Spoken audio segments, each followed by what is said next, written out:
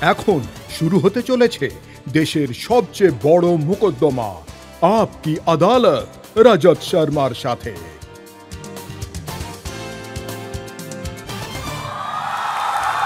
নমস্কার। Thank you very much. তাহলে আসুন শুরু করা যাক আপকে আদালতে আজকের মোকদ্দমা। আজ আমাদের অতিথি হলেন ভারতবর্ষের সবথেকে সিনিয়র নেতাদের মধ্যে একজন, ভারতীয় জনতা পার্টির সবচেয়ে দক্ষ নেতাদের মধ্যে একজন, এমন একজন নেতা যিনি ভারতের সেনাবাহিনীতে, নেভিতে, এয়ারফোর্সে, আর্মিতে সব জায়গায় খুবই জনপ্রিয়, যার উপর দেশের সুরক্ষার দায়িত্ব রয়েছে। প্লিজ ওয়েলকাম ভারতের সুরক্ষা মন্ত্রী রাজনাথ সিং।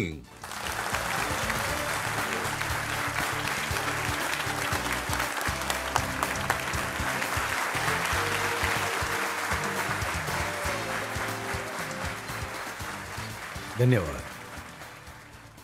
আর আপকে আদালতে এখন আমি আমন্ত্রণ জানাচ্ছি আপকে আদালতে আমাদের আজকের জাজ, নাম করা সাংবাদিক প্রদীপ সিংকে।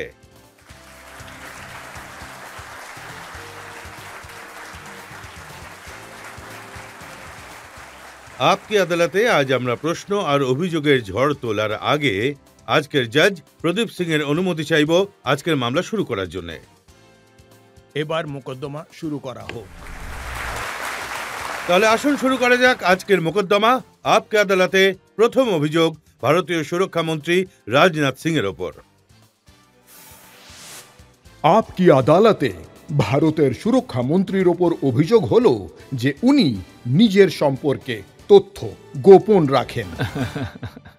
রাজনাথজি, আপনি আপনার জীবন সম্পর্কে, ছোটবেলা সম্পর্কে, যৌবন সম্পর্কে কখনো কথা তোলেন না, তাই ভাবলাম আপকে আদালতে সমস্ত রহস্যের উন্মোচন হোক। যদিও এটা আমার পক্ষে খুবই কঠিন একটা কাজ।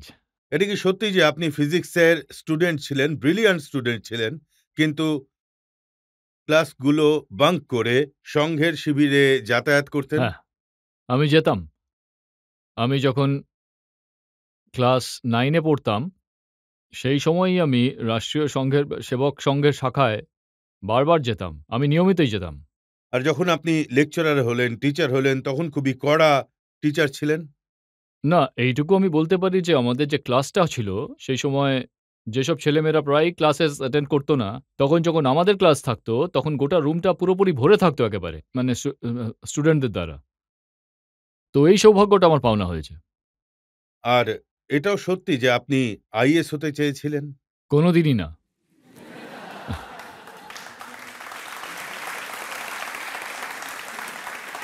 আমি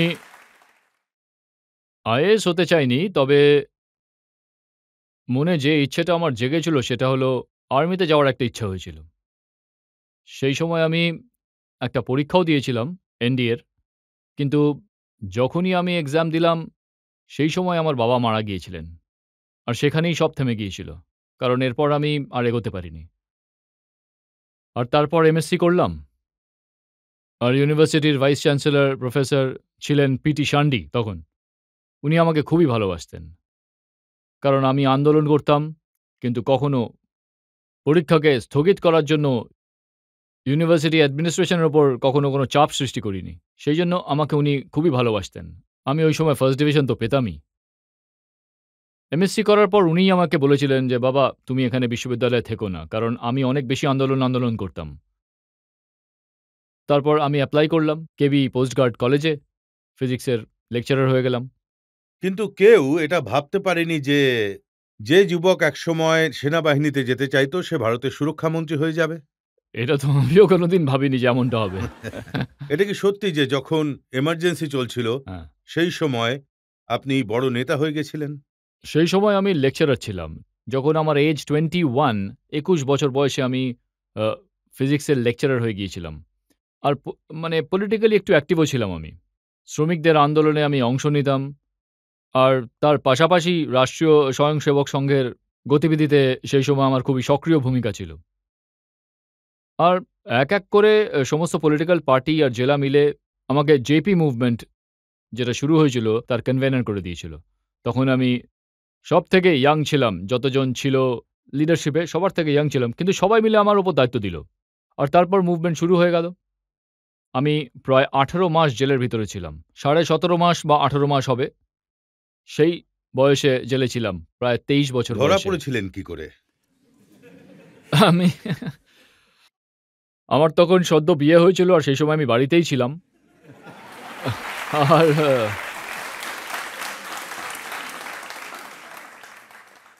আর সেইদিন আমার শ্রীমতী আমার জন্য সুজির হালুয়া তৈরি করেছিল।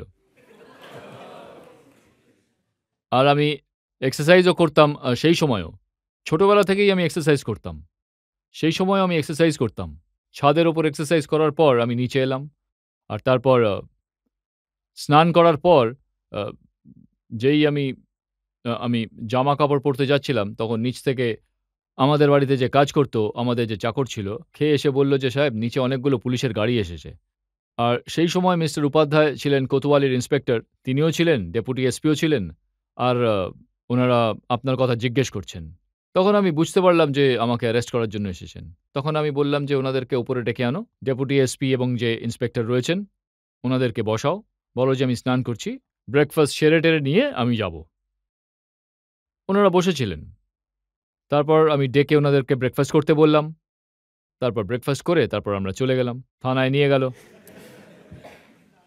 থানায় নিয়ে গেল। তারপর খুবই সম্মানের সঙ্গে লাঞ্চও করালেন তারা। আর রাতে প্রায় ১১টা নাগাদ আমাকে সেখানকার ডিস্ট্রিক্ট জেল ছিল, সেখানে আমাকে পাঠিয়ে দেওয়া হলো। আর তারপর আমাকে প্রায় ২-২৫০ যেসব অন্য লোকজন গ্রেফতার হয়েছিল, তারা একটা কম্পাউন্ডে ছিল। একটা লবিতে। আর আমাকে সেই সময় সলিটারি সেল, যেটা একাকিত্ব বলা হয়, সেটা দেওয়া হলো। আমার সঙ্গে একজন আশারাম যাদব ছিলেন, লালবাবু ছিলেন, উনাদের আলাদা ঘরে আর আমাকে আলাদা ঘরে। তা প্রায় যতদূর আমি এখনো ভুলিনি, ২.৫ মাস বা ২ মাসের কাছাকাছি আমি একাকিত্বে কাটিয়েছি, সলিটারি সেলে। আর তখন সদ্য বিয়ে হয়েছিল। একাকিত্বে যখন আ ছিলেন, তখন আপনার স্ত্রী না, না, রাগ বউ রাগ করেননি কখনো? না, না, বউ রাগ করবে কেন? বউ আগে থেকেই খুব বুঝদার ছিল। আ বউকে নিয়ে আমার জীবনে কোনোদিন কোনো অভিযোগ নেই। আসলে বউয়ের প্রতি জিজ্ঞেস করলে বলব ওর প্রতি সবসময় সম্মান রয়েছে।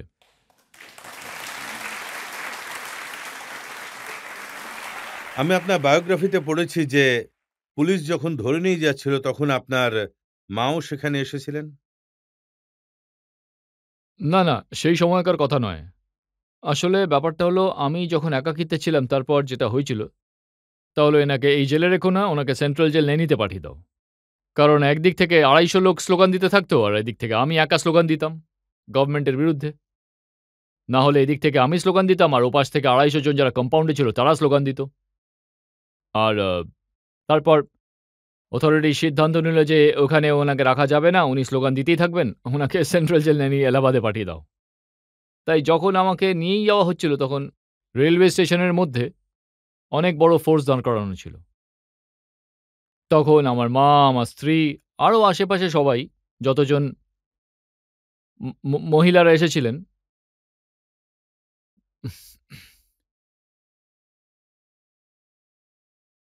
তাদের মধ্যে আমার মাও ছিলেন। উনি দেখলেন যে পুলিশ আমাকে ঘিরে রেখেছে আর বললেন যে, "বাবা, যাই হোক না কেন ক্ষমা চাইবি না, মাথা নিচু করবি না। তাতে যদি সারা জীবন জেলে কাটাতে হয় সেটা আমি মেনে নেব। কি আর করা যাবে?"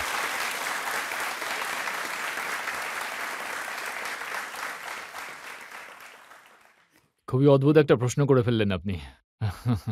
খুব কষ্টের সেই বিষয় আমার পক্ষে। সময় কিন্তু আপনাকে তো যেতেই হতো। কিন্তু পরিবারের যে পরিস্থিতি ছিল, সেটা তো না, সত্যিই। আমার স্ত্রী তারপর আমার শ্বশুরবাড়িতে চলে গেল নিজের বাড়িতে। তারপর সেখানে একটা কলেজের লেকচারার হয়ে গেল কিছুদিনের জন্য। আ পলিটিক্যাল সায়েন্সের। আর এমার্জেন্সি ১ বছর যখন পূরণ হয়ে গেল তখন সাধারণত একটা ধারণা ছিল যে ১ বছর পর জেল থেকে ছাড়া পাবে। কিন্তু তখন আমার এক খুড়তুতো ভাই ছিল, সে আজও আছে। গাজীপুর পোস্ট গ্র্যাজুয়েট কলেজ ম্যাথমেটিক্সের লেকচারার ছিল। তাকে আমার মা জিজ্ঞাসা করেছিল যে, উনার নাম হলো শ্রী বিজয় সিং। ওকে জিজ্ঞেস করল যে, "এখন তো ১ বছর হয়ে গেছে, রাজনাথ তো চলেই আসবে নিশ্চয়ই?" ও বলল যে, "না মা, মানে ঠাকুমা বলত। ঠাকুমা ১ বছরের জন্য আরো এক্সটেন্ড হয়ে গেছে, বেড়ে গেছে।" তখনই ও উনার ব্রেইন হ্যামারেজ হয়। আর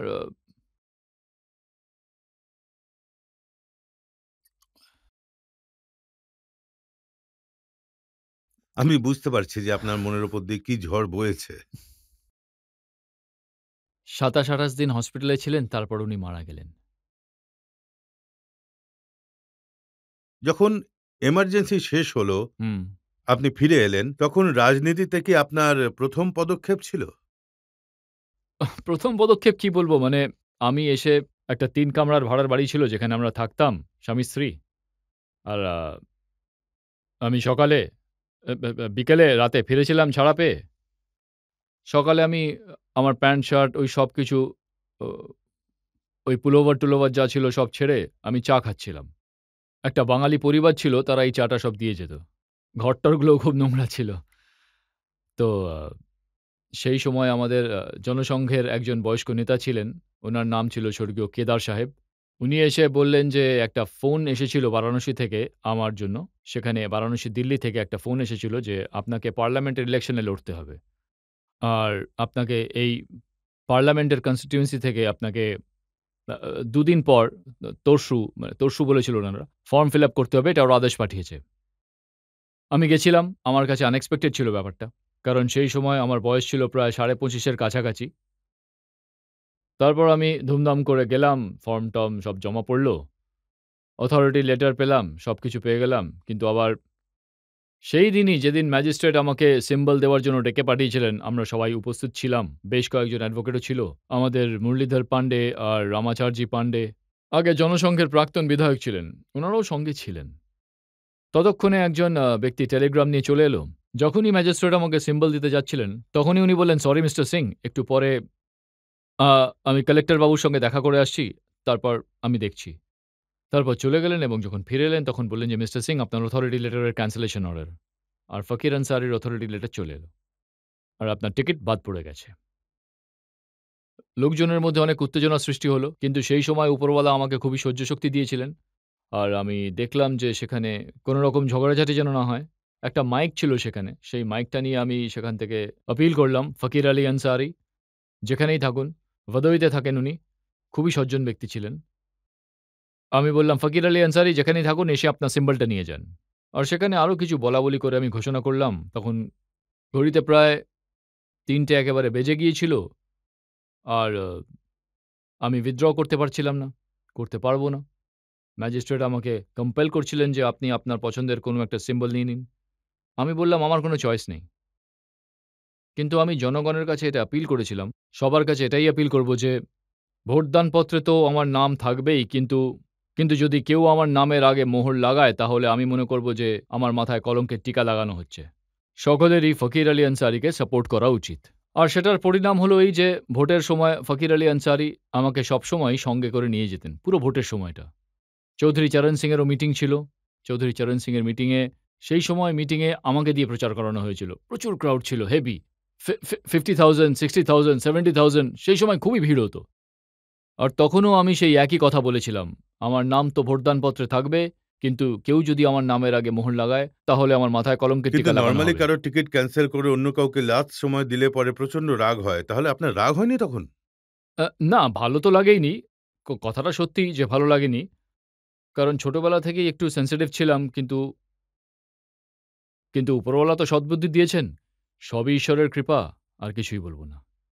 ঈশ্বরের কৃপা যে আমি তাহলে ১ম বার কবে এমএলএ হলেন? ১৯৭৭ এ সেটাও চৌধুরী চরণ সিং বাবু আমাকে সিম্বল পাইয়ে দিয়েছিলেন, জনসংঘ থেকে। কারণ উনার মিটিংয়ের যে আমি প্রচার করেছিলাম, ৩-৪ মিনিট আমি কথা বলেছিলাম।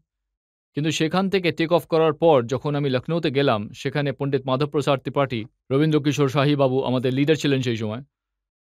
তাদেরকে উনি বলেছিলেন যে, জনসংঘের সমস্ত লোকজন একটা টিকেট আমার তরফ থেকে রাজনাথ নামের ছেলেটাকে দিতে হবে। কিন্তু এখান থেকে যে ৪ মাসের পর অ্যাসেম্বলি ইলেকশন হয়েছিল, যে নামটা গিয়েছিল, আশারাম যাদব বাবু সিটিং এমএলএ ছিলেন, উনার নাম পাঠানো হয়েছিল। কিন্তু যখন দিল্লিতে এলেন, তখন চৌধুরী চরণ সিং বললেন যে, "সংঘের লোকজন কি একটা টিকিটও আমাকে দিলেন না?" তখন উনি উনার নাম কেটে আমার নাম লিখে দিলেন আর আমি এমএলএ হয়ে গেলাম। কিন্তু আপনার ব্যাপারে রিসার্চ করতে, করতে এটাও জানা গেছে যে আপনিও কারোর নাম কেটে দিয়েছিলেন। কোথায়? আপনি যখন ভারতীয় জনতা পার্টির রাষ্ট্রীয় অধ্যক্ষ ছিলেন, তখন হুম। আপনি ছেলের টিকিট দিতে অস্বীকার করেছিলেন। ও! 2007-এ যেটা হয়েছিল, উত্তরপ্রদেশে বিধানসভার ইলেকশন ছিল। তো শ্রী কল্যাণ সিং বাবু আজও আছেন আমার থেকে বড়, উনি সম্মানীয় কল্যাণ সিং মিশ্র বাবু এখন আমাদের গভর্নর রাজস্থানের। এইসব লোকজন আ বারাণসীর একটা বিধানসভা কেন্দ্র থেকে আমার ছেলে পঙ্কজের নাম নিয়ে এসেছিল। তখন আমি ইলেকশন কমিটিকে চেয়ার আমিই করছিলাম, কারণ আমি সেই সময় পার্টির অধ্যক্ষ ছিলাম। অটলবাবু, আদবানিবাবু দুজনেই আমার আশেপাশে বসেছিলেন। তখন আমি রিফিউজ করে দিলাম। আমি বললাম যে, "আমি নিজে হাতে আমার ছেলেকে টিকিট দেব না।" তো অটলবাবুর যে ধরনের স্বভাব ছিল, উনি বললেন যে, "আমাদের ডিসেন্ট নোট করে নেওয়া হোক ইলেকশন কমিটিতে।" আমি এর সঙ্গে সহমত নই। তো আডবাণীবাবুও বলে দিলেন এবং সবাই বললেন যে সহমত। আর অনন্ত কুমার, যিনি এই সবে মারা গেলেন, আমার কলিগ ছিলেন, উনি আমাদের ইলেকশন কমিটির সেক্রেটারি ছিলেন। উনি বললেন, "যাও, ঘোষণা করে দাও। গো।" ঘোষণা করা হলো। তারপর আমি যখন বাড়ি ফিরলাম, বাড়িতে তখন পঙ্কজ এলো প্রণাম করতে, আমি তখন আশীর্বাদ দিইনি। খুব কষ্ট পেল আর নিজের মাকে গিয়ে বলল, "মা, উনি আমার উপর রেগে আছেন।" আমি বললাম যে, "নিজের হাতে আমি আমার ছেলেকে সিম্বল দিতে পারব না। কারণ আমার কাছে সবাই সমান।" তারপর পঙ্কজ যখন এলো, পঙ্কজ খুবই ধৈর্য ধরেছিল। আমি পঙ্কজের প্রশংসা করছি। ধৈর্য ধরে কাজ করেছিল ও। বলল, "বাবা, আপনি যদি না চান, আমি ইলেকশন লড়ব না।" চোখে জল ছলছল করছিল। এটা বলেছিল যে, "আপনি যদি কিন্তু না চান।" নরমালি বাবা যদি বড় নেতা হন তাহলে ছেলের খুবই লাভ হুম। হয়। আপনি তো লোকসান করে দিলেন। না, না, একদমই না।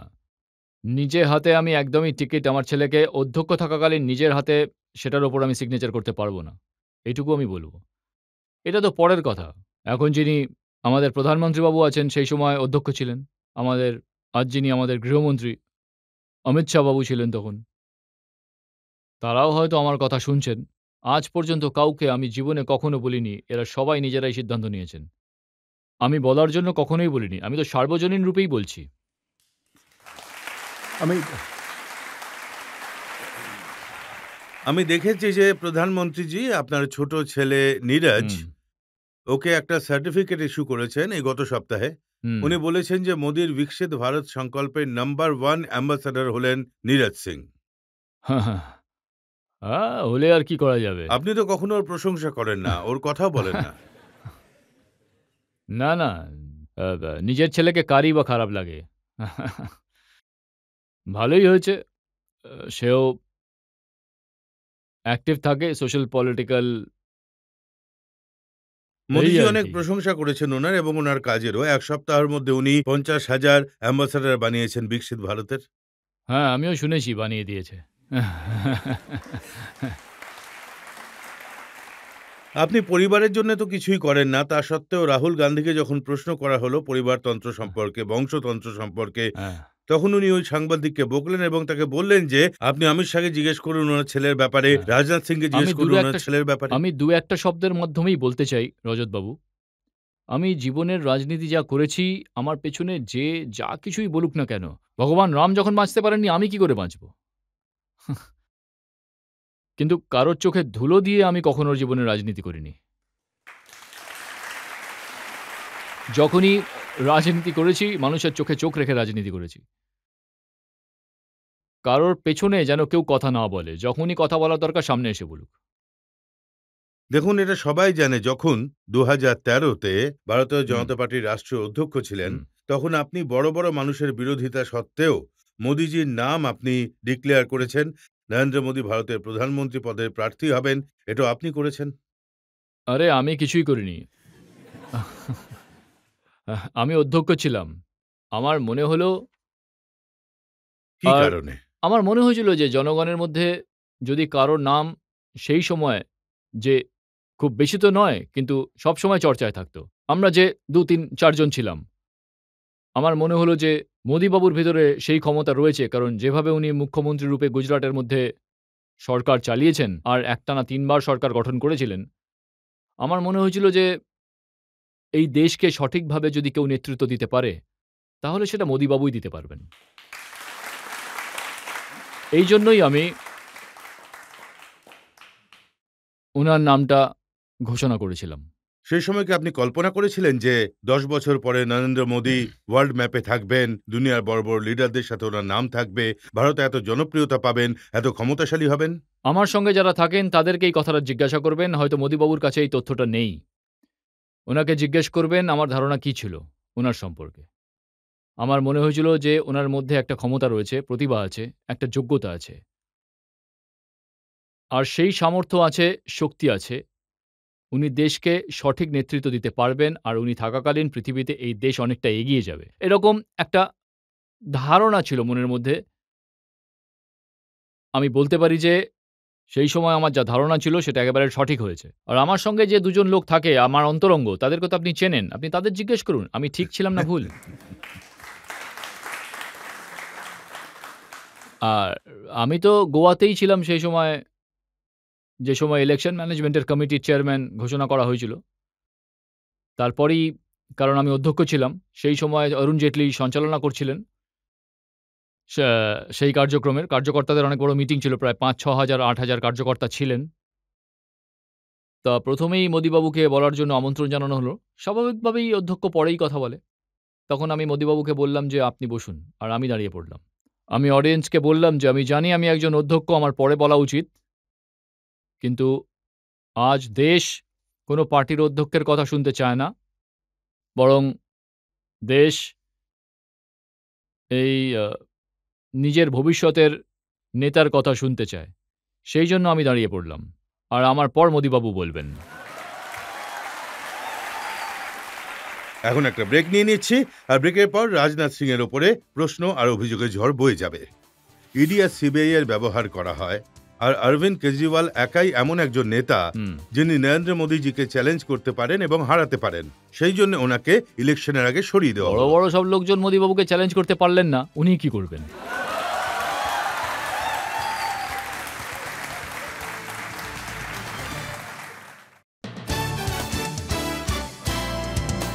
ওয়েলকাম ব্যাক আপকি আদালতে। আজ আমাদের অতিথি হলেন ভারতের সুরক্ষা মন্ত্রী রাজনাথ সিং। আপকি আদালতে পরবর্তী অভিযোগ। আপকি আদালতে ভারতের রক্ষামন্ত্রী রাজনাথ সিং এর ওপর অভিযোগ হলো যে ওনার সরকার গণতন্ত্রের গলা টিপে ধরেছে। রাজনাথজি, যবে থেকে অরবিন্দ কেজরিওয়ালকে জেলে পাঠানো হয়েছে,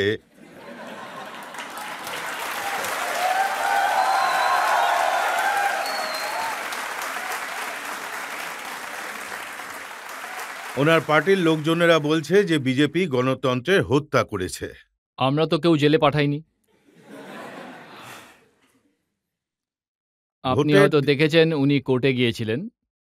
আর কোর্ট ওনাকে কোনো রিলিফ দেয়নি।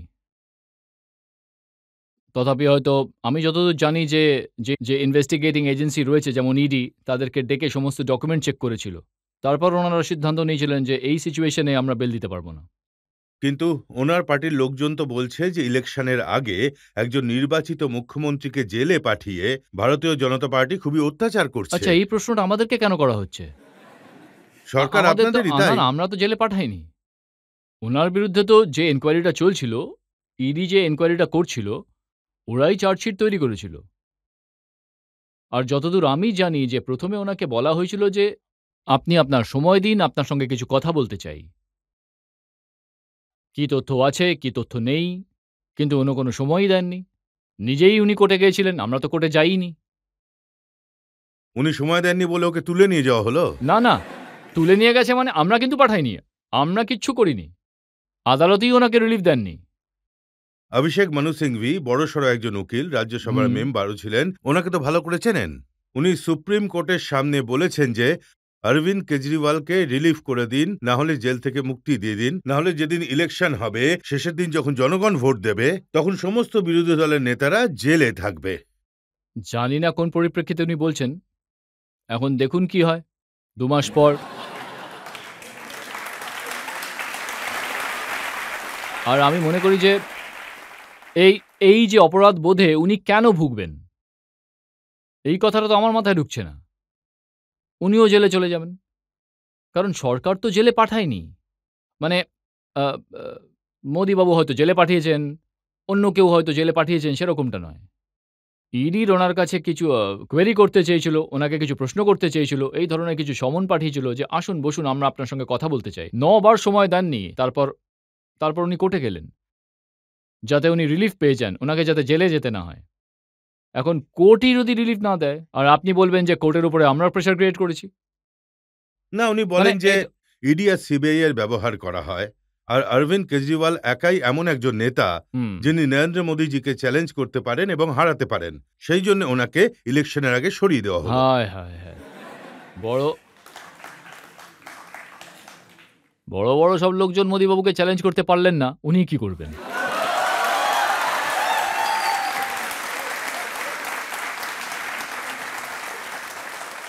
মোদিজির আরো একজন চ্যালেঞ্জার আছেন, হুম।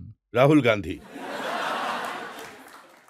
উনি অরবিন্দ কেজরিওয়ালের অ্যারেস্ট হওয়ার পর টুইটারে লিখেছেন, ভয় পেয়ে যাওয়া তানাশা, বাহ! মরে যাওয়া গণতন্ত্র চায়। এই ধরনের শব্দ প্রয়োগ একজন প্রাইম মিনিস্টারের বিরুদ্ধে এই লোকজনরাই করতে পারে। আর আমি আপনাকে বলছি, জীবনে আমি কোনোদিন কোনো প্রাইম মিনিস্টারকে, যতই সে কংগ্রেসের প্রাইম মিনিস্টার হোক না কেন, আমি কোনোদিন কারো সম্পর্কে এই ধরনের আলোচনা করিনি।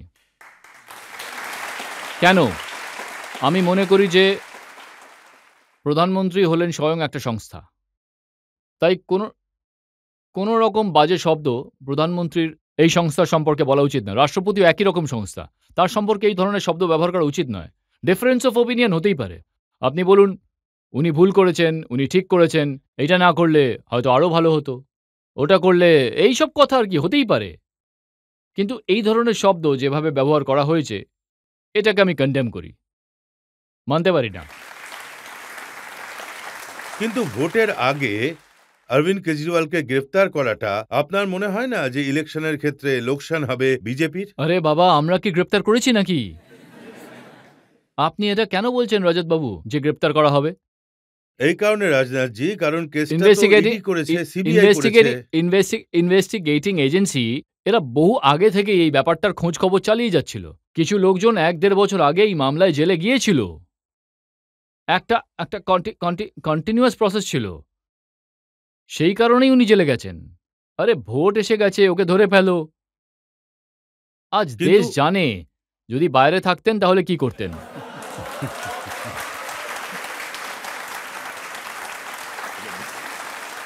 আচ্ছা, ২০১৪ তো বাইরেই ছিলেন।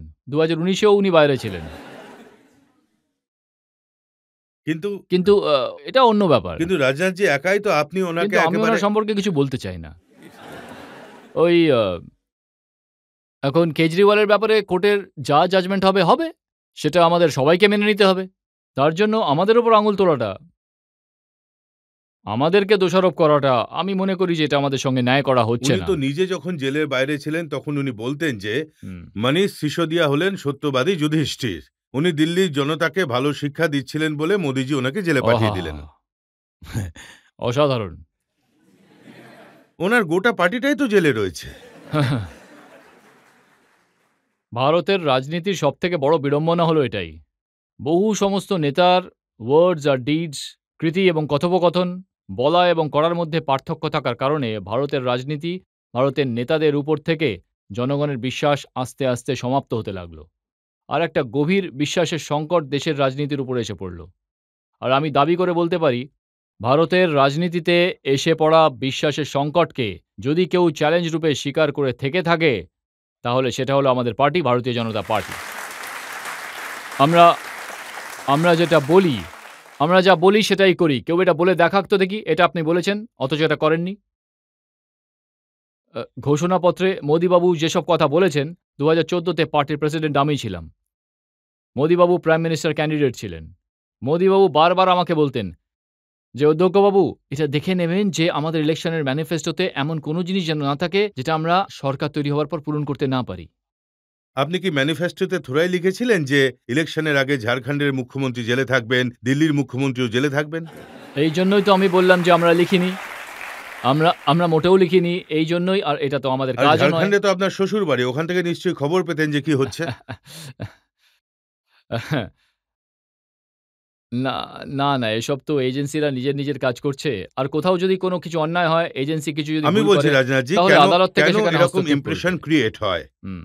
যে ফিগারগুলো এসেছে হুম। এটা হলো ইন্ডিয়ান এক্সপ্রেসের একটা রিপোর্ট, যেখানে লেখা আছে গত 10 বছরে ইডি 347 জন প্রমুখ নেতার তদন্ত করেছেন। এর মধ্যে 85% 85% ছিল বিপক্ষ দলের নেতা।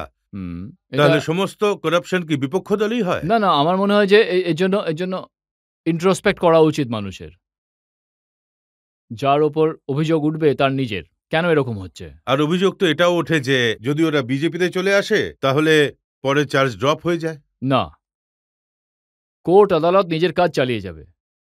যতই কেউ এদিকে থাক বা ওদিকে থাক, যেখানেই থাকুক। তাহলে আপনি বলছেন যে যেসব লোকজন, সে অজিত পাওয়ারই হোক অথবা অশোক চৌহানই হোক, তাদের বিরুদ্ধে যেসব কেসগুলো রয়েছে সেগুলো যাই চলতেই হোক, থাকবে। আদালত যেমন নিজের কাজ করছে তেমনই করতে থাকবে। ইনভেস্টিগেটিং এজেন্সি নিজেদের যে কাজটা করার সেটা তারা করতে থাকবে। কিন্তু ইনভেস্টিগেশন এজেন্সি যেগুলো করে সেটার প্রভাব তো রাজনীতিতে পড়তে পারে, তাই না? এখন দিল্লিতে ভোট হতে চলেছে, আর যা হবে তাতে তো আসলে যে পাবলিকের যে সিম্প্যাথি পাবেন যে যে কেজরিওয়ালজি। যে অন্যায় করবে তার পলিটিক্যাল ক্যারিয়ারের উপরে তো অ্যাডভার্স এফেক্ট তো হবেই।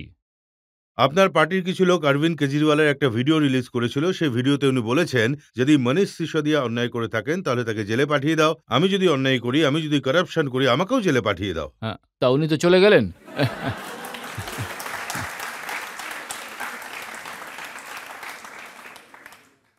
জনতার মধ্যে থেকে কোনো আচ্ছা। প্রশ্ন? স্যার, দিল্লিতে তো বিজেপি ইলেকশন জিততেই পারে না। তাহলে এটা কি অন্য একটা পদ্ধতি যার ফলে মুখ্যমন্ত্রীকে জেলে পুরে সরকার কবজা করা যায়? সরকার যদি এরকম করে থাকতো তাহলে আমি আপনার প্রশ্নের উত্তর দিয়েই দিতাম। সরকারের কথা এরকম হয়েছে এটা আমি মনে করি না। এম ইনভেস্টিগেটিং এজেন্সি ১.৫ বছর, ২ বছর, ২.৫ বছর ধরে এই কাজ করে আসছে। কিছু মানুষ এই অভিযোগের ভিত্তিতেই জেলের ভিতরে চলে গেছেন। হ্যাঁ। রাজনাথজি, আপনার মনে হয় না যে আপনারা সরকারে আসার পর গত 10 বছরে এই ইনভেস্টিগেটিং এজেন্সিগুলো প্রয়োজনের তুলনায় একটু বেশি অ্যাক্টিভ হয়ে গেছে? না, আমাদের এখানে এমন কোন এজেন্সি আছে যেটা অ্যাক্টিভ নয়? এমন কোন মন্ত্রণালয় আছে আমাদের যেটা এখানে আগের তুলনায় অ্যাক্টিভ নেই? সবাই অ্যাক্টিভ আছে। ইভেন প্রাইম মিনিস্টারও অ্যাক্টিভ আছেন। সমস্ত মিনিস্টাররা অ্যাক্টিভ রয়েছেন। তাই তো আজ ইন্টারন্যাশনাল কমিউনিটিতে ভারত এতটা গতির সঙ্গে এগিয়ে গেছে। আর আমি সম্পূর্ণ কনফিডেন্সের সঙ্গে বলতে পারি, ১ম এ যদি ভারত ইন্টারন্যাশনাল ফোরামের উপর কিছু বলত, তখন ভারতের কথাগুলোকে যে গম্ভীরতার সঙ্গে নেওয়া উচিত ছিল, সেটা নেওয়া হতো না। কিন্তু আজ যদি ইন্টারন্যাশনাল ফোরামের উপর ভারত কিছু বলে, তাহলে গোটা পৃথিবী মনোযোগ দিয়ে শোনে যে ভারত কি বলতে চাইছে। এটাই হলো ভারতের। এই কথাটা সত্যি যে প্রধানমন্ত্রী অ্যাক্টিভ রয়েছেন, এজেন্সিগুলো অ্যাক্টিভ রয়েছে। এখন কংগ্রেসের এটা অভিযোগ যে ইনকাম ট্যাক্স ডিপার্টমেন্ট প্রয়োজনের তুলনায় বেশি অ্যাক্টিভ হুম। এখন। কংগ্রেস পার্টিকে ২১০ কোটি টাকার। সবাইকে সঠিকভাবে নিজের ভূমিকা পালন করা উচিত। কারোরই ইনঅ্যাক্টিভ থাকা উচিত নয়। সবারই অ্যাক্টিভ থাকা উচিত। সে প্রেসিডেন্টই হোক, প্রাইম মিনিস্টারই হোক, যেকোনো মিনিস্টার হোক, কোনো ব্যুরোক্র্যাট হোক, সবার অ্যাক্টিভ থাকা উচিত। এখন সবার নিজের দায়িত্ব পালন করা উচিত। দেখুন, ইনকাম ট্যাক্সের কারণে কংগ্রেসের কি অবস্থা হয়েছে তার বয়ান দিয়েছেন রাহুল গান্ধী। উনি বলেছেন আমাদের যে অ্যাকাউন্ট ফ্রিজ করে দেওয়া হয়েছে, ওনাদের কাছে রেলের টিকিট কাটার কোনো টাকা নেই, ওনাদের কাছে পোস্টার ছাপানোরও কোনো টাকা নেই। আমি তো কাউকে ২টো টাকাও দিতে পারবো না। আ আহ আপনারা কি এগুলো বিশ্বাস করেন নাকি? দেখুন, এই জনগণই বিশ্বাস করছে না। যে উনার কাছে ৳২ নেই, কাউকে তো দিতে পারেন না। ইলেকশনের সময় একটা প্রিন্সিপাল অপোজিশন, সবথেকে পুরনো পার্টি তো অবশ্যই, তার অ্যাকাউন্ট ফ্রিজ করে দেওয়া হোক। না, মানে আমি যদি কেউ অভিযোগ করল যে আপনি এটা ফ্রিজ করে দিয়েছেন। মনে করুন ফ্রিজ হয়ে গেছে। কোন এজেন্সি ফ্রিজ করে দিয়েছে। তাহলে আপনারা কোর্টে যাচ্ছেন না কেন? লোয়ার কোর্ট আছে, হাই কোর্ট আছে, সুপ্রিম কোর্ট আছে। আপনারা কেন যাচ্ছেন না? যান, কিন্তু রিলিফ পান না। তো কি করা যাবে? তো এইজন্য আমি কি করব বলুন? আমাদের গভর্নমেন্ট কি করবে? মোদিবাবু কি করতে পারেন? দেখুন, যতজন পলিটিক্যাল মানুষ আছেন অন্যান্য পার্টি, তাদের সঙ্গে গিয়ে আমি কথা বলি, তারা বলেন যে মোদিজি খুবই কঠোর, অমিত হুম। শাহ খুবই কঠোর, কিন্তু রাজনাথজি দয়ালু হওয়া সত্ত্বেও উনি দয়া করেন না। না, না, আমাদের এখানে সবাই দয়ালু। সবাই এখানে দয়ালু। দ্বিতীয় কথা, দেখুন যতদূর করাপশনের প্রশ্ন উঠছে, বলার জন্য তো অনেক কিছুই বলতে পারে অনেকে। ১০ বছর হয়ে গেছে। এই গভর্নমেন্ট মোদিবাবুর লিডারশিপে চলাকালীন যে কোনো অপোজিশনের কোনো ব্যক্তি আঙুল তুলে কোনো একজন মিনিস্টারের উপরও অভিযোগ করতে পারেনি করাপশনের। এই হলো আমাদের গভর্নমেন্ট। আর আপনি হয়তো কংগ্রেসের গভর্নমেন্টকেও আগে দেখেছেন। প্রচুর অভিযোগ। হয়তো কংগ্রেসের এমন কোনো গভর্নমেন্ট ছিল না আগে যেখানে অভিযোগ ওঠেনি। এতটাই গুরুতর অভিযোগ, যার জন্য কংগ্রেসের মন্ত্রীদের জেলের হাওয়া খেতে হয়েছে। নিজেদের মন্ত্রীকে বাঁচালেন না কেন? আর আমাদেরকে বলে চলেছেন যে আপনারা বাঁচান। কোর্ট তো বসে আছে, কোর্টই তো শাস্তি দিয়েছিল। কংগ্রেস গভর্নমেন্টে থাকা সত্ত্বেও ওদের গভর্নমেন্টের মন্ত্রীদের শাস্তি দিয়েছিল কোর্ট। দেখুন, কোর্ট, যদি আমরা এজেন্সি যদি কোনো ভুল কাজ করে থাকে, কোর্ট তো তার মধ্যে ইন্টারভিন করতেই পারে। ভেতরে ঢোকানো লোককে বিহাইন্ড বার করতে পারে কোর্ট। কোর্টের কাছে এই অথরিটি রয়েছে। এই রাহুল গান্ধী ওনার প্রেস কনফারেন্সে এটাই অভিযোগ করছিলেন যে গণতন্ত্রের হত্যা করা হচ্ছে, আমাদের অ্যাকাউন্ট ফ্রিজ করা হচ্ছে। এদিকে মিডিয়াও কিছু করছে না, ওদিকে কোর্টও কিছু করছে না, সবাই তামাশা দেখছে। এবার বলুন, এখন কোর্টের উপরেও কোর্টে বলেছে? এটা বললে তাহলে তো কেউ না কেউ কোর্টে চলে যাবে। তারপর আবার এটাও বলছেন যে যদি নরেন্দ্র মোদী যদি এটা বলে থাকে তাহলে এটা কন্টেম্প্ট অফ কোর্ট। মোদিজি যদি তৃতীয়বার ভোটে জেতেন তাহলে পরে দেশে সংবিধান শেষ হয়ে যাবে, আর তারপর আর কখনো ইলেকশন হবে না, চিরকাল মোদিজিই থেকে যাবেন। সংবিধানের যে প্রভিশন আছে সেই প্রভিশন থেকে সরে তার বাইরে গিয়ে আমরা কি এমন কাজ করেছি তার একটা তো অন্তত বলুন। সমস্ত বিরোধী দলের নেতারাই বলেন সরকার সিবিআই এর, ইডির, ইনকাম ট্যাক্সের ব্যবহার করছে নিজের বিপক্ষকে ভয় দেখানোর জন্য। একদম ভুল কথা, সঠিকই নয়, পুরোপুরি ভিত্তিহীন। ভাই আপনি যান, আপনি পলিটিক্যাল পার্টি জনতার মাঝখানে যান, জনগণের সমর্থন লাভ করুন, জনতার বিশ্বাস অর্জন করুন। আপনি সেই কাজটা করতে পারছেন না, জনতার বিশ্বাস আপনি লাভ করতে পারছেন না, আর নিজের দোষটা ঢাকার জন্য সরকারে থাকা দলের উপর অনবরত অভিযোগ তোলার চেষ্টা করে চলেছেন। জনগণের কাছে যান, উনি বলেন জনগণ আমাদের ভোট দেয়, কিন্তু ইভিএম এ সেই ভোটটা বিজেপি পেয়ে যায়। যেসব রাজ্যে ওরা ইলেকশন জিতে যায় সেখানে ইভিএম ঠিক থাকে, আর যে রাজ্যে ওরা হেরে যায় সেখানে ইভিএম এর গন্ডগোল হয়ে থাকে। তাহলেই বলুন এর জন্য কি করা যাবে? আপনিই সিদ্ধান্ত নিন। আপনি ওনাকে কিছু বলুন যে কি করা যায়। অপোজিশন তো দুর্বল হয়ে গেছে, দেশে তো একটা শক্তপোক্ত বিপক্ষ দরকার। না না, ওদের বোঝানোর ক্ষমতা আমাদের নেই।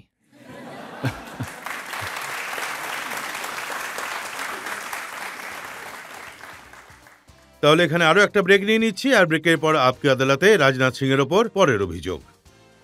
আপনি যখন উত্তরপ্রদেশে যান, লোকেদের সাথে দেখা করেন, সেখান থেকে আপনি এই আইডিয়াটা পান, কি বলে লোকজন? সবাই মোদি মোদি মোদি মোদি মোদি বলতে থাকে। এখনকার এটাই হলো পরিস্থিতি।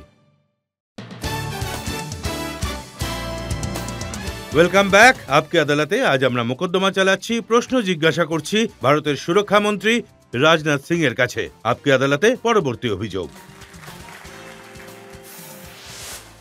আপকি আদালতে ভারতের সুরক্ষামন্ত্রী রাজনাথ সিং এর ওপর অভিযোগ হলো যে উনি বিরোধী দলেদের ভয় দেখান। মোদিজি বলেন 400 পার, অমিত শাহ বলেন 400 পার, আপনিও বলেন 400 পার। তাহলে কি এটা বলে বিপক্ষ দলকে ভয় দেখান যে তোমাদের কোনো জায়গা নেই না, এখন? জনগণের মধ্যে যেমন পরিস্থিতি রয়েছে সেটা দেখে আমরা পুরোপুরিভাবে কনফিডেন্ট যে এনডিএ 400-রও বেশি সিটে জয়যুক্ত হবে। আর আমাদের সবার যে অ্যাসেসমেন্ট রয়েছে, আর জনগণের অ্যাসেসমেন্ট কিন্তু একেবারেই ভিত্তিহীন নয়। জনগণের মনোভাব দেখে আমাদের অ্যাসেসমেন্ট হলো এটা যে ভারতীয় জনতা পার্টি 370টা সিটের বেশি সিটে জয়লাভ করবে। আর আমার বিশ্বাস আছে যে জনগণ আমাদের এই বিশ্বাসকে ভাঙতে দেবে না। এতদিন ভাঙতে দেননি, তাহলে আর কখনোই ভাঙতে দেবে না। এই বিশ্বাসের ব্যাপারে কংগ্রেসের যে অধ্যক্ষ আছেন মল্লিকার্জুন খাড়গে, উনি বলেছেন যে এরা প্রতিদিন 400 সিটের দাবি করা লোক, অহংকারী বিজেপি, পরবর্তী ভোটের ফলাফলের জন্য ভয়ে ভয়ে রয়েছে, এই জন্য এত জোর দিয়ে কথা বলছে। না ভাই, নম্রতার সঙ্গে আমি হাত জোড় করে বলছি, কংগ্রেসের যিনি অধ্যক্ষ তাকে এটা আমাদের সংকল্প যে আর জনগণের ভালোবাসা আর জনগণের সমর্থন করাকে দেখে যে আমরা নিশ্চিত রূপে আমাদের এনডিএ 400-রও বেশি সিটে জয়যুক্ত হবে। আর এটা আমি নম্রতার সঙ্গে বলছি, অহংকার করে নয়। আপনি তো গোটা দেশে ঘুরে বেড়ান, তো জনগণ বুঝতে চায় যে এটা কোথা থেকে এলো। যেমন ধরুন উত্তরপ্রদেশে, এখানে তো 62টা সিট গতবারে জিতেছিলেন, এর থেকে কত বেশি সিটে এবার 78টা জিতবো।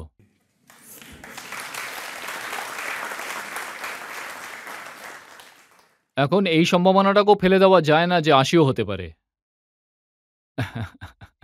যখন আপনি উত্তরপ্রদেশে যান, জনগণের সাথে দেখা করেন, সেখান থেকে কি ধারণা জন্মায়? জনগণ কি বলে? সবাই মোদি, মোদি, মোদি, মোদি, মোদি বলতে থাকে। এখনকার এটাই হলো পরিস্থিতি। দেখুন, অন্ধ্রপ্রদেশের মতো একটা রাজ্য রয়েছে, যেখানে বিজেপির কোনো সিট নেই। তাহলে ওখানেও কি জনগণ মোদি, মোদি বলছে? না, অন্ধ্রপ্রদেশে আমি গিয়েছিলাম। বিশাখাপত্তনমে সেখানে ইন্টেলেকচুয়ালের কার্যক্রম ছিল। প্রায় ১,০০০-এরও বেশি ইন্টেলেকচুয়ালস ছিল। সেখানকার পাবলিক মিটিংকেও আমি অ্যাড্রেস করেছিলাম। আ সেখানকার পরিস্থিতি দেখে আমি বলতে পারি যে আমাদের তরফেই সবকিছু ছিল। কিন্তু খুব ভালো অঙ্কের সিটে আমরা কিন্তু জয়লাভ করব। আর এবার টিডিপির সঙ্গেও আমরা অ্যালায়েন্স করেছি। টার্গেট তো আমাদের এটাই যে সবকটা সিটেই আমরা জিতবো। আমাদের অ্যালায়েন্স এবং আমাদের জোটবন্ধন যারা টিডিপির সঙ্গে রয়েছে, এটাই চেষ্টা চলছে। সফলতা কতটা পাওয়া যায় সেটা তো ভবিষ্যতই বলতে পারে একমাত্র। আর তামিলনাড়ু আপনার কাছে তো মুশকিল মনে হয়, কারণ প্রধানমন্ত্রী গত ১০ বছরে অনেকবার এই ঘুরে কথাটা এসেছেন। রাজতবাবু আপনি তো পুরোপুরি আমার ধরে নিন। অপ্রত্যাশিত ফলাফল তামিলনাড়ুতে হতে চলেছে। অপ্রত্যাশিত। কারণ আমি জানি যে ভারতীয় জনতা পার্টি সম্পর্কে জনসাধারণের এটা ধারণা যে তামিলনাড়ু হলো ভারতীয় জনতা পার্টির কাছে খুবই কঠিন। কিন্তু যে বেকায়দায় সেখানকার ডিএমকে ছাড়াও অন্যান্য পলিটিক্যাল পার্টির যে সমর্থন মানে সহযোগিতা প্রাপ্ত হচ্ছে, যে ধরনের অ্যালায়েন্স তৈরি হয়েছে, আর জনতার মধ্যে যেভাবে আমাদের গভর্নমেন্টকে নিয়ে, আমাদের প্রাইম মিনিস্টারকে নিয়ে যেসব ধারণা তৈরি হয়েছে, অনেক কিছুই হতে পারে তামিলনাড়ুতে। এখন কেউ বলে যে আপনারা হয়তো অন্ততপক্ষে ৪-৫ টা সিট পাবেন। আবার কেউ বলে যে সাহেব ১০-১২ টা সিটও আপনারা পেতে পারেন। সেই তারপর তামিলনাড়ু যেখানে খুব কষ্ট করে কখনো ১টা-২টো সিট হ্যাঁ, পেয়েছিলেন। হ্যাঁ পেয়েছিলাম। আমরা কন্যাকুমারীতেও সিট জিতেছিলাম। কিন্তু এইবার অপ্রত্যাশিত ইলেকশন। রাজনাথজি, এখনো অবধি আমরা তামিলনাড়ুতে যে ইলেকশন দেখেছি, সেটা তো এইরকম যে সেটা সনাতন ধর্মের বিরুদ্ধে। হুম, যেখানে লোকজন এটা বলে যে সনাতনকে গোড়া থেকে নষ্ট করে দেওয়া উচিত, আর ডিএমকে কে হতেই পারে না। সনাতন যেটা নিত্য নতুন, সবথেকে পুরাতন সেটাই হলো সনাতন। এ তো সেটা তো শেষ হতেই পারে না। তার মানে হলো সনাতন সম্পর্কে জনগণের কনসেপ্টের যে ক্ল্যারিটি থাকা উচিত সেটা নেই। এখন যদি বিহারের উদাহরণ দেওয়া যায়, বিহারে আরজেডি, কংগ্রেস হুম। সব দল মিলে লড়াই করছে। না তাদের কাছ মানে থেকে চ্যালেঞ্জ মনে হয় না? না আমার মনে হয় যে তারা হতাশ হবেন। এখনো তারা হতাশই আছেন। এখন বিহারে আমাদের টার্গেট এটা হলো যে ৪০ এর মধ্যে ৪০ টা সিটই আমাদের এনডিএ জয়লাভ করুক। বিহারে জোটটা ভালোই হয়েছিল, হুম। কিন্তু শেষ মুহূর্তে আপনি নীতিশ কুমারকে দিয়ে পাল্টি খাইয়ে দিলেন। না, না উনিও নীতিশ কুমার বাবুও খুবই ভালো মানুষ, একজন সজ্জন ব্যক্তি। আর দেখুন উনার পাল্টি খাওয়া সম্পর্কে যে যাই বলুক না কেন, আমি এইটুকু দাবি করে বলতে পারি যে নীতিশ কুমার বাবুর অন্যান্য বিষয় নিয়ে লোকজন যা আলোচনা করার করুক। কিন্তু গোটা রাজনৈতিক জীবনে একজন ব্যক্তিও আঙুল তুলে ওনার উপর দুর্নীতির অভিযোগ তুলতে পারবে না। তো এই ধরনের মানুষ যদি আমাদের এখানে আসেন, তাহলে আমরা তো তাকে স্বাগত জানাবোই। রাজনাথজি, এটা কেন হচ্ছে যে রাহুল গান্ধীর ন্যায় যাত্রা হুম। যে রাজ্যে যায় সেখানকার লিডার বিজেপির সঙ্গে চলে আসে? এটা একটা চমৎকার, চমৎকার।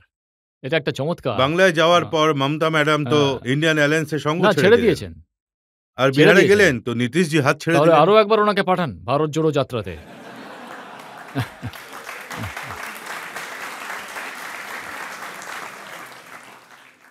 তো আপনার মনে হয় না এই যে ন্যায় যাত্রা বেরিয়েছে, গোটা দেশে ঘুরছেন, জনগণের সাথে দেখা করছেন, ইলেকশনে কংগ্রেস এতে রাজনৈতিক ভালো লাভ পাবে? যদি লাভই হওয়ার হতো তাহলে যেখানে যেতেন সেখানকার লোকজন আমাদের সঙ্গে যুক্ত হতো কেন? লিডাররা? এই ম্যাজিকটা তো আপনিই করেন, যেখানে যান সেখানে প্ল্যান অনুযায়ী দুজন লোক চলে আসুক। না, না। আমরা চমৎকারের ভিত্তিতে জনগণের সমর্থন একেবারেই পেতে চাই না। বরং যথার্থতার ভিত্তিতে কিছু করে আমরা জনতার সমর্থন পেতে চাই।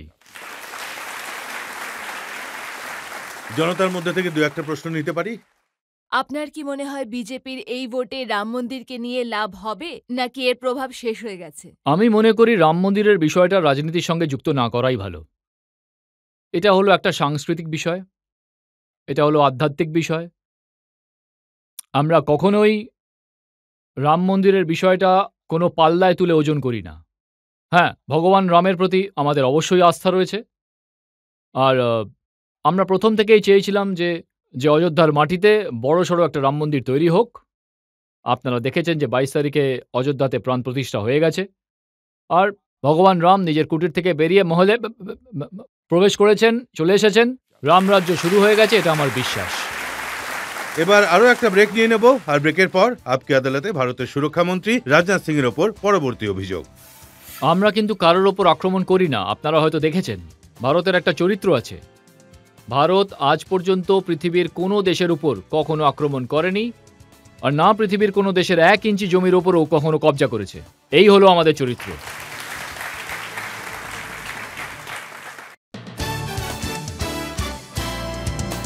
Welcome back. আপকে আদালতে আজ আমরা মোকদ্দমা চালাচ্ছি ভারতের সুরক্ষা মন্ত্রী রাজনাথ সিং এর ওপর। আপকে আদালতে পরের অভিযোগ। আপকি আদালতে ভারতের সুরক্ষামন্ত্রী রাজনাথ সিং এর ওপর অভিযোগ হলো যে এনাদের রাজত্বে প্রতিবেশীরা চোখ রাঙায়। রাজনাথজি, পাকিস্তানে ভোট হয়েছে, শাহবাজ শরীফ ওয়াজির আজম হয়েছেন, আর প্রথম স্পিচেই উনি বলেছেন যে কাশ্মীরে কাশ্মীরিদের খুন করা হচ্ছে, সমস্ত অঞ্চল একদম রক্তে মাখামাখি, আর আমরা আমাদের কাশ্মীর নিয়েই ছাড়ব। আরে কাশ্মীরকে কেউ কি করে নেবে? ওরা বরং নিজেদের পিওকে নিয়ে চিন্তা করুক, অকুপাইড কাশ্মীর নিয়ে চিন্তা করুক। আর ১.৫ বছর আগে আমি বলেছিলাম, ১.৫ বছর আগে বলেছিলাম যে আমাদের কারোর ওপরে আক্রমণ করে কোনো কিছু কব্জা করার প্রয়োজন পড়বে না। বরং পাক অকুপাইড এরকম পরিস্থিতি তৈরি হচ্ছে সেখানে যে পাক অকুপাইডের মানুষরা নিজেরাই এটা দাবি করছেন যে আমাদের ভারতে ঢুকিয়ে নেওয়া হোক। তাহলে কি আপনার প্ল্যান তৈরি হয়ে গেছে? না, এই সম্পর্কে আমি কোনো কিছুই বলবো না। আমার বলা উচিতও না। আমরা কারোর ওপর আক্রমণ করি না। আপনি হয়তো দেখেছেন, ভারতের একটা চরিত্র আছে। ভারত আজ পর্যন্ত পৃথিবীর কোনো দেশের উপর কখনো আক্রমণ করেনি, আর না পৃথিবীর কোনো দেশের ১ ইঞ্চি জমির ওপরও কখনো কব্জা করেছে। এই হলো আমাদের চরিত্র।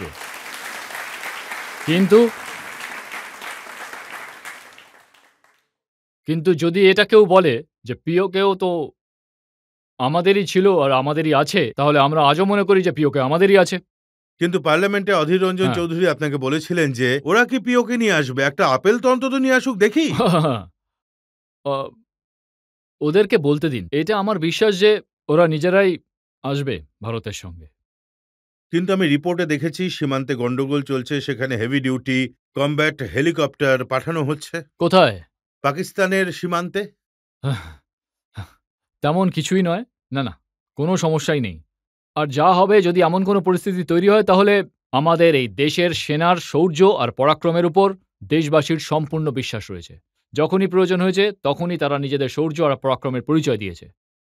আর ভারতের মাথা সর্বদা উঁচু করেছে, আর ভবিষ্যতেও ওরা ভারতের মাথা উঁচু রাখবে। আমি সম্পূর্ণ আস্থা রাখি। কাছ থেকে আমাদের আর্মি, আমাদের এয়ারফোর্স, আমাদের নেভি, ৩টে সার্ভিসেসেরই আধিকারিক এবং সেনাদের ঔজ্জ্বল্যতা আমি দেখেছি। আর হোম মিনিস্টার থাকাকালীন সমস্ত প্যারামিলিটারি ফোর্সগুলো তারাও রোল প্লে করেছে, খুব ইম্পর্টেন্ট রোল প্লে করেছে। তাদেরও ঔজ্জ্বল্যতাকেও আমি দেখেছি। আমাদের সম্পূর্ণ বিশ্বাস আছে, চিন্তার কোনো কারণই নেই। পাকিস্তানের ব্যাপারটা তো মাথায় ঢুকছে, চীনের দিক থেকেও কি কোনো বিপদ নেই? আরে বাবা, যদি কোনো বিপদ আসে তাহলে সামলে নেব। এটা কি এমন বড় ব্যাপার? চীন থেকে যদি আমাদের বিপদ আমাদের মাথায় চেপে বসে থাকে, কিছু হলে সামলে নেব। ভারত এখন আর অত কমজোরি নয় রজতবাবু। ভারত পৃথিবীর একটা শক্তিশালী দেশ হয়ে গেছে। রাহুল গান্ধী বলছিলেন যে আপনার কারণে চীন আর পাকিস্তান একসঙ্গে হাত মিলিয়েছে, এক হয়ে গেছে। এক হোক, এক হোক, তাতে কি? এর মানে কি? দুজনেই স্বীকার করে নিচ্ছে যে আমরা কমজোরি হয়ে পড়েছি? এটাই কি কারণ? ওনাদের অভিযোগ এটা হলো যে চীন আমাদের ২০০০ বর্গ কিলোমিটার জমির ওপর কব্জা করে নিয়েছে। আরে আমরা আমাদের চীন আমাদের সৈন্যদের মারছে, আর ভারত সরকার ঘুমিয়ে রয়েছে। আমার খুব কষ্ট হচ্ছে যে আমাদের সৈন্যদের শৌর্য আর পরাক্রম নিয়ে ওরা প্রশ্ন তোলার চেষ্টা করছে। এর থেকে ওদের সাবধানে থাকা উচিত। ভারতের কতখানি জমির উপর ৬২তে চায়না কব্জা করেছিল, কি কাণ্ড ঘটিয়েছিল, আমি সেসব মনে করাতে চাই না, আর আমি কখনো এসব নিয়ে চর্চাও করি না, কখনোই চর্চা করি না। কিন্তু আপনারা বিশ্বাস রাখুন, ভারতের 1 ইঞ্চি জমিও আমরা ছেড়ে দেব না, 1 ইঞ্চিও না, বিশ্বাস রাখতে পারেন। অনেক অনেক এমন অনেক জিনিস আছে, আমি যদি সেসব সামনে আনি আমি বলতে পারবো না, কারণ এখন চায়না আর ভারতের মধ্যে কথাবার্তা চলছে, সঠিকভাবে কথাবার্তা চলছে। এই সময় সুস্থ পরিবেশে কথাবার্তা হচ্ছে, না হলে আমি আরো কিছু সামনে নিয়ে আসতাম। যদি ওরা আমাদের জমিতে কবজা না করে থাকে তাহলে কি নিয়ে কথাবার্তা চলছে? কেন 19 বার কথা হয়েছে কি নিয়ে? আপনি আমাকে দিয়ে কথা বলাবেন না এসব নিয়ে, আমি বলতে পারবো না। আছে, এরপর আপনি আমার সঙ্গে বসুন, আমি আপনাকে বলবো। রাজনৈতিক অভিযোগ ব্যাপার হচ্ছে নিয়ে যে আমি খুব পরিষ্কারভাবে বলতে পারবো দেবসং না। আছে, হট স্প্রিং আছে, গোগরা আছে, আপনি এগুলো চিন্তা এমন জায়গা করবেন না, যেখানে শুধু এটুকুই আমি বলবো যে এইবারও যা কিছু চায়নার সঙ্গে হয়েছে, আমাদের দেশের সৈনিকরা, আমাদের এয়ারফোর্সের সৈনিকরা, নেভির সৈনিকরা যে ঔজ্জ্বল্যতা দেখিয়েছে তা নিয়ে আমি গর্ব অনুভব করি, আমি গৌরবান্বিত হয়েছি। এমন অনেক ঘটনা রয়েছে, যদি আমাদের দেশবাসীকে অবগত করানো হয় তাহলে আমাদের দেশের সৈনিকদের উপর আমাদের দেশবাসীর সম্মান আরও বেড়ে যাবে। দেখুন, গলবানে আমাদের সৈনিকরা শৌর্য দেখিয়েছে, গোটা দেশ দেখেছে, সেটা গোটা দেশ তাদের সম্মান দিয়েছে। তাহলে তারপর কি চীনের ব্যবহার বদলেছে? এখন দেখুন, গালওয়ানেও যা হয়েছিল, চায়নার সঙ্গে যে আমাদের লড়াই হয়েছিল, গুলি চলেনি, কিন্তু ফিজিক্যালি লড়াই হয়েছিল, শারীরিকভাবে চায়নার সৈন্যদের সঙ্গে লড়াই হয়েছিল। আমাদের 20টা সৈন্য শহীদ হয়েছিল, কিন্তু চায়নার কতজন সৈন্য শহীদ হয়েছিল আমি বলছি না, বিদেশি এজেন্সিরা এটা বলছে 35 to 40। আমরা কিন্তু বলিনি, আমরা তো অ্যাকসেপ্ট করে নিয়েছিলাম যে আমাদের 20 জন সৈন্য শহীদ হয়েছে। মানে ওইদিকে, মানে ফরেন এজেন্সিগুলো এটা বলছে, যতদূর আমার মনে পড়ছে, হয়তো ভুল না, হয়তো অস্ট্রেলিয়ার এজেন্সি ছিল বা অন্য কোথাকার এজেন্সি হবে, বা কোনো একটা এজেন্সি এটা দাবি করেছিল যে আমরা চায়না গিয়ে এটা ভেরিফাই করেছি, 35 to 40 চায়নার সৈন্যরা শহীদ হয়েছিল। রাজনাথজি, জানুন ভালো করে। এটা মনে করা হয় যে চীনের যে ইনফ্রাস্ট্রাকচার রয়েছে বর্ডারে, সেটা অনেক বছর ধরে তৈরি করা হচ্ছে আর সেটা খুবই স্ট্রং, আর আমাদেরটা এত স্ট্রং নয়। এটা সত্যি কথা, ইনফ্রাস্ট্রাকচার ডেভেলপমেন্ট সীমার উপরে চায়না খুব সক্রিয়তার সঙ্গে কাজ করছে, এতে কোনো দ্বিধা নেই, আর প্রথম দিক থেকে বহুদিন যাবত করে আসছে।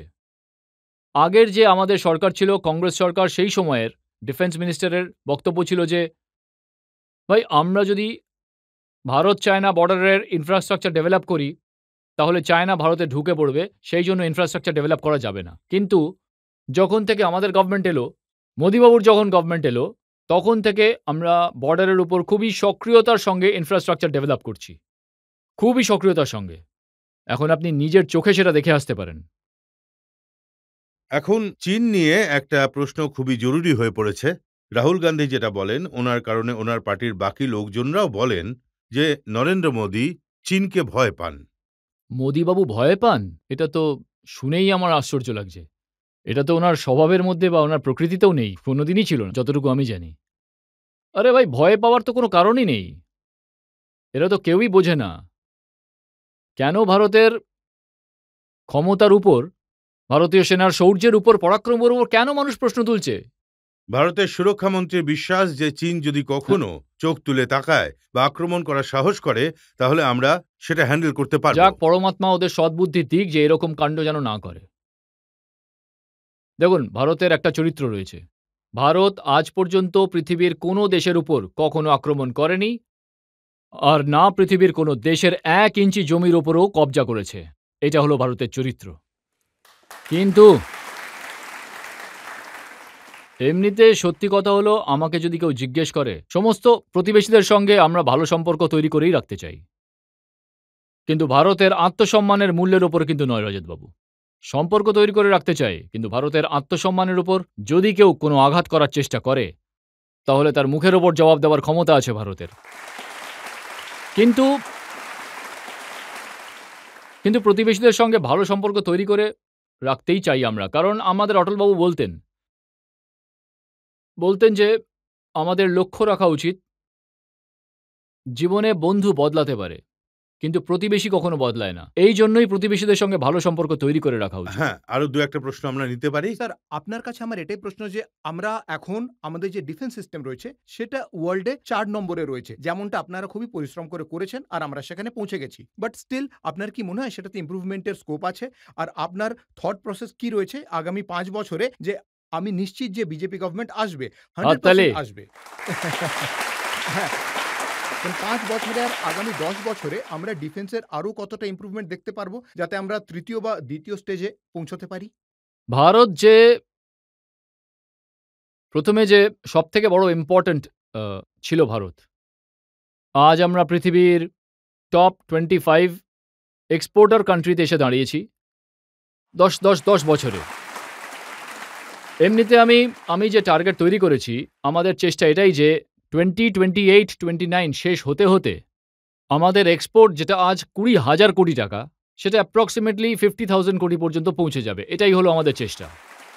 গত 10 বছর ধরে আপনার রুলিং পার্টি আছে আর বিকাশও দেখা যাচ্ছে, কিন্তু এই ব্যাপারটার সাথে কতটুকু সহমত হবেন? একটা স্ট্রং রুলিং পার্টি সাথে একটা স্ট্রং অপোজিশন পার্টি হওয়া খুব দরকার। হ্যাঁ, হওয়া উচিত। এটা অত্যন্ত জরুরি। কিন্তু তাতে আমাদের দোষটা কোথায় মা? আমাদের পার্টির দোষটা কোথায়? এখন এটা তো ওদের বোঝা উচিত। আমরা চাই যে হেলদি ডেমোক্রেসির জন্য এটা জরুরি। মানে আপনি কি এগ্রি করছেন যে একটা স্ট্রং অপোজিশন পার্টি একদম হওয়া এগ্রি দরকার? করছি। কিন্তু অপোজিশন কিন্তু কেউ হতে পারবে না। আপনি বাঁচতেই দেন না।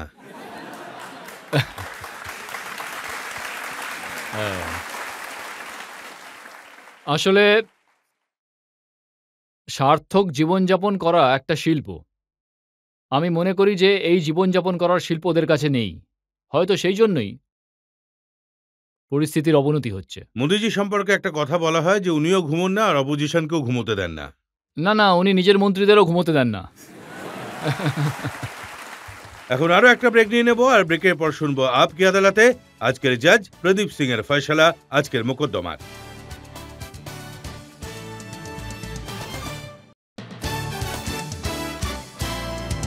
Welcome back. আপ কি আদালতে আজ আমরা মোকদ্দমা চালালাম ভারতের সুরক্ষা মন্ত্রী রাজনাথ সিং এর ওপর।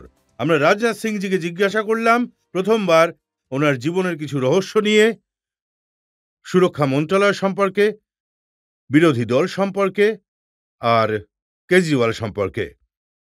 এখন সময় হলো আপকে আদালতে আজকের জাজ নামকরা সাংবাদিক প্রদীপ সিং এর ফয়সালার। রাজনাথ সিং বাবু গত 50 বছর ধরে রাজনৈতিক আর সার্বজনীন জীবনে রয়েছেন। ওনার একটা দারুণ বিশেষত্ব রয়েছে যা দেশের খুবই কম নেতাদের মধ্যে পাওয়া যায়, আর সেটা হলো সার্বজনীন জীবনে ভাষার আর মর্যাদার গুরুত্ব বজায় রাখা। উনি নিজের বিরোধীদেরও নিন্দা করেন, তাদের সমালোচনা করেন, কিন্তু তাতে ভাষার মর্যাদা উনি বজায় রাখেন। এই ধরনের নেতাদের আজ দেশের বড়ই প্রয়োজন। আর দ্বিতীয় কথা হলো জনতার মনকে ঠিকমতো বোঝা। আর 2013 হলো সেটার সবচেয়ে বড় উদাহরণ, যখন ওনার পার্টিরই অনেক নেতা, বড় বড় নেতা জনতার মনকে বুঝতে পুরোপুরি অক্ষম হয়েছেন। সেই সময় কিন্তু উনি এটা বুঝে যান যে দেশ নরেন্দ্র মোদীকেই চাইছে। পার্টির রাষ্ট্রীয় অধ্যক্ষ রূপে উনি নরেন্দ্র মোদীকে প্রধানমন্ত্রীর পদের ক্যান্ডিডেট বানানোতে নির্ণায়ক ভূমিকা পালন করেছেন। আর ওনার এই এক নির্ণয়ের ফলেই বিজেপি আর এই গোটা দেশেরও প্রতিচ্ছবি আর ভবিষ্যৎ দুটোই পাল্টে গেছে। তো ভারতীয় জনতা পার্টিরই নয়, দেশের বাকি সব রাজনৈতিক দলেরও এমনই নেতার বড় প্রয়োজন। সেই জন্য এই আদালত রাজনাথ সিংকে যাবতীয় অভিযোগ থেকে মুক্ত করে দিচ্ছে। বাহ! এই বিশ্বাসের সাথে, এই মনোভাবের সাথে যে রাজনাথজি এইভাবেই জনগণের সেবা করে যাবেন, দেশের নাম উজ্জ্বল করে যাবেন, ওনার নেতৃত্বে ভারতের সীমা সুরক্ষিত থাকবে, আমাদের সেনাদের শৌর্য এবং সম্মান উনি রক্ষা করবেন। আজকের মোকদ্দমা এখানেই শেষ করছি। পরের সপ্তাহে আবার দেখা হবে অন্য এক নতুন ব্যক্তিত্বের সাথে। ততক্ষণের জন্য নমস্কার।